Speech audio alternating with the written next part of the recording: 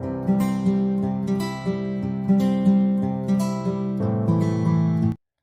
Friends, welcome back to my channel Deep classes. आज के video में हम जानेंगे हिंदी जीवनी साहित्य में कलम का सिपाही एक महत्वपूर्ण उपलब्धि। इस कथन की समीक्षा कीजिए। आज के वीडियो में हम इस क्वेश्चन के आंसर को जानेंगे, लेकिन उससे पहले अगर आपने अभी तक हमारे चैनल को सब्सक्राइब नहीं किया है तो इसे सब्सक्राइब कर लें, जिससे हमारे सभी वीडियो के नोटिफिकेशंस आप तक पहुंच सके। तो चलिए बिना देरी किए हम अपना आज का वीडियो स्टार्ट करते हैं। जीवनी आधुनिक गद्य विचार है। उसमें चरित्र नायक के जीवन, अभिव्यक्ति तथा समकालीन परिवेश को समग्रतः अभिव्यक्त किया जाता है। इसीलिए जीवनी को वैयक्तिक जीवन और युग सत्य का अनूठा समंजन कहा गया है। हिंदी साहित्य कोश के अनुसार किसी व्यक्ति विशेष के जीवन वृतांत को जीवनी कहते हैं।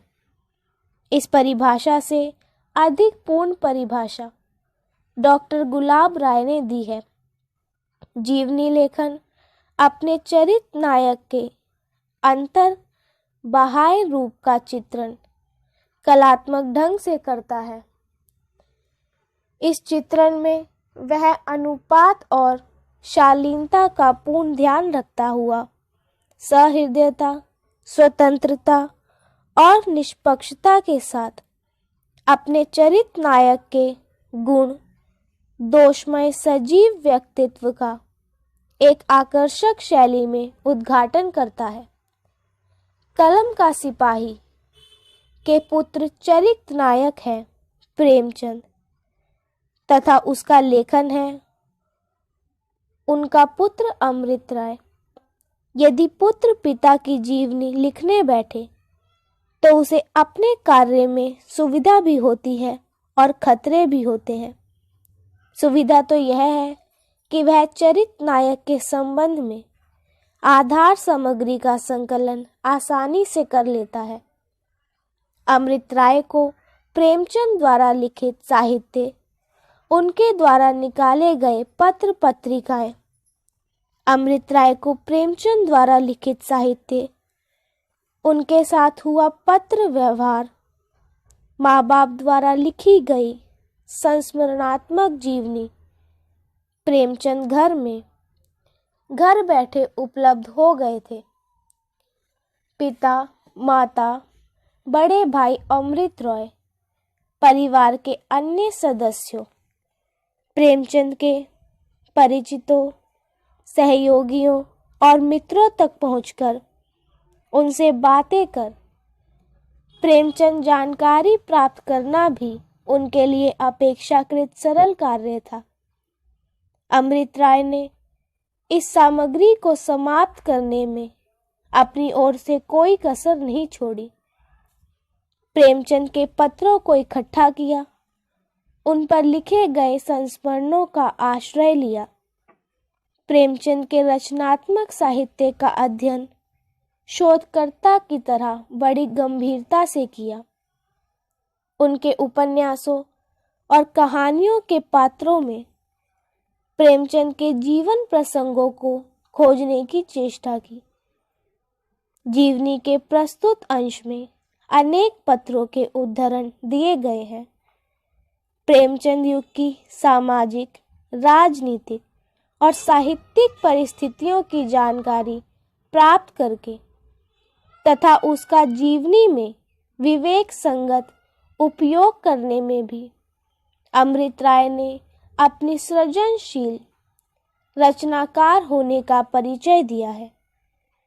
अतः कमल के सिपाही केवल जीवन तथ्यों और घटनाओं का इतिवृत्तात्मक विवरण नहीं है। लेखक ने उनके माध्यम से प्रेमचंद के व्यक्तित्व के विभिन्न रंग उकेरे हैं।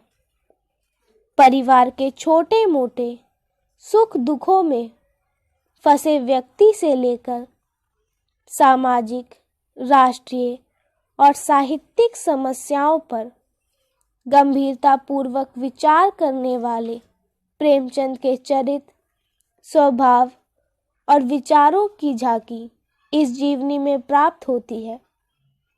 इसे पढ़कर पाठक के उस युग के वातावरण, हलचल, उथल-पुथल का परिचय प्राप्त होता है, जो पुनर्जागरण का, गांधी के नेतृत्व में स्वतंत्रता आंदोलन का तथा समाज सुधार का युग था।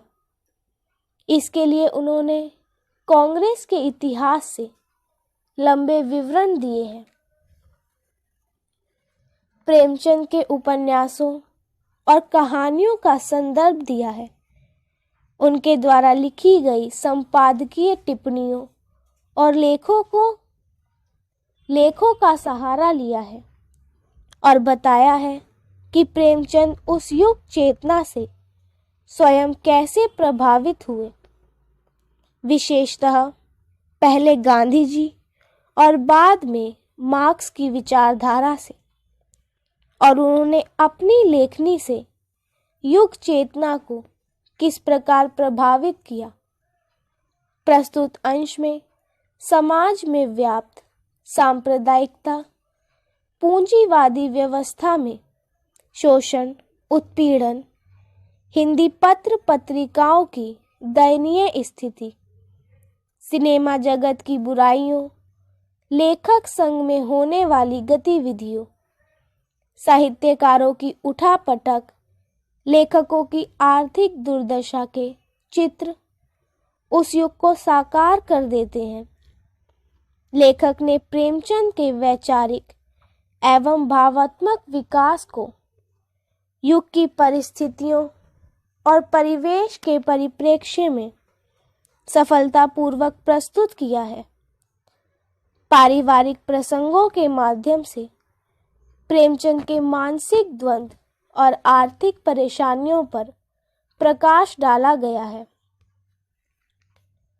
पुत्र द्वारा पिता की जीवनी लिखने में खतरा रहता है, पक्षपात का, अतिरिक्त प्रशंसा श्रद्धा भाव का और कमजोरियां छापने का। अमृत राय इस खतरे से भी बचे रहे। कलम का सिपाही में लेखकीय टिप्पणियां प्रेमचंद की कमजोरियों, दोषों और सीमाओं को भी प्रत्यक्ष करती है। पुत्री को उच्च शिक्षा न दिला सकने के प्रसंग में अमृत राय संकेत करते हैं कि कहीं ना कहीं प्रेमचंद के अवचेतन मन में यह भाव रहा होगा कि स्त्री शिक्षा आवश्यक नहीं है। इस प्रकार जीवन के अंतिम दिनों में शारीरिक परिश्रम, मानसिक अवसाद और आर्थिक कठिनाइयों से संत्रस्त, थके हारे, टूटे प्रेमचंद की कमजोरी, आशाओं और दृढ़ विश्वासों में स्खलन का सूचक है। मृत्युशैया पर पड़े प्रेमचंद का जैनेंद्र से यह कहना कि अब आदर्श से काम न चलेगा, उनकी इसी मानसिक शिथिलता की ओर संकेत करता है।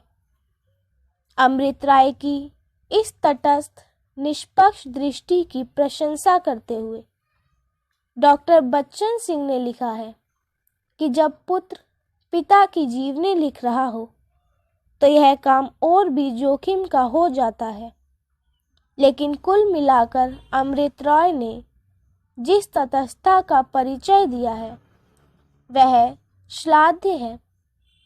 जीवनी लेखन ने चरित्र नायक के गुण दोषमय चरित्र को एक तटस्थ और ईमानदार दृष्टि से पहचानकर उसका सहृदयता से अंकन किया है। कलम का सिपाही की भाषा सजीव एवं सशक्त है। लेखक का शब्द भंडार अत्यंत विशाल है। जीवनी में जहां तहां लेखक ने अपनी ओर से टिप्पणी की है, वहां उसका शब्द चयन और वाक्य विन्यास उसकी भाषा को प्रौढ़ बना देता है। उनमें थोड़े शब्दों में अधिक कहने, गागर में सागर भरने का सामर्थ्य है। सरसता, प्रभा, रोचकता के गुण उनकी भाषा में सहज ही आ गए हैं। उनमें उर्दू, अंग्रेजी के शब्द तथा मुहावरे सहज रूप से अपने आप आते चले गए हैं। शिल्प की दृष्टि से भी कलम का सिपाही एक कलात्मक रचना है। उसमें विवरण, परिगणन, इतिवृत्तात्मकता नहीं है। तथ्यों पर बल देते हुए भी लेखक ने उसे कोरा इतिहास नहीं बनने दिया। उसमें कल्पना, भावानुभूति, काव्यात्मकता का भी योगदान रहा है। भाषा और शिल्प पर लेखक की पकड़ इसे अनूठी जीवनी बना देती है। इसमें प्रेमचंद के जीवन की घटनाओं को कथात्मक शैली में संयोजित करके प्रस्तुत किया गया है। इसमें कथा जैसा प्रवाह है, सरसता भी है और रोचकता भी है। इन गुणों के होते हुए भी कलम का सिपाही नितांत निर्दोष रचना नहीं है। आधार सामग्री प्रचुरता से उपलब्ध होने पर लेखक लंबे लंबे उद्धरण देने का मोह संवरण नहीं कर पाया है। प्रस्तुतः अंश में पत्रों के उद्धरण इसका प्रमाण है। दूसरा दोष यह है कि लेखक ने प्रेमचंद के कथा साहित्य के पात्रों में उनके जीवन प्रसंगों को ढूंढा है। पात्रों के जीवन में लेखक के जीवन की खोज करना जीवनी की नादानी है, दूर की कौड़ी लाना है। संस्मरणों का आश्रय लेखक उनके आधार पर जीवनी के चरित्र नायक के संबंध में धारणा बनाना और श्रद्धापरक दृष्टि अपनाकर टिप्पणी करना भी उचित नहीं है, क्योंकि संस्मरण लेखक प्रायः पूज्य भावना तथा श्रद्धापरक दृष्टि से ही अपने चरित्र नायक का चित्रण, व्यक्तित्व और चित्र उभारता है। वे भावाविष्ट होते हैं। सारांश यह है कि कलम का सिपाही हिंदी साहित्य की उपलब्धि है। उसमें केवल प्रेमचंद के जीवन की घटनाओं का ब्यौरा नहीं है, वह उनके जीवन का पुनः सृजन है। इसमें पाठक को प्रेमचंद के जीवन, व्यक्तित्व और उनके युग तीनों की झांकी मिलती है। यह प्रामाणिक है, विश्वसनीय है और बाह्य जीवन के साथ इसमें प्रेमचंद के अंतः संघर्षों, मानसिक उथल पुथल, उनकी आशाओं निराशाओं की समग्र अभिव्यक्ति है। तो इसी के साथ हमारा आज का वीडियो यही खत्म होता है। वीडियो पसंद आया हो तो वीडियो को लाइक एंड शेयर करें और चैनल को सब्सक्राइब करना न भूलें। Thank you for watching.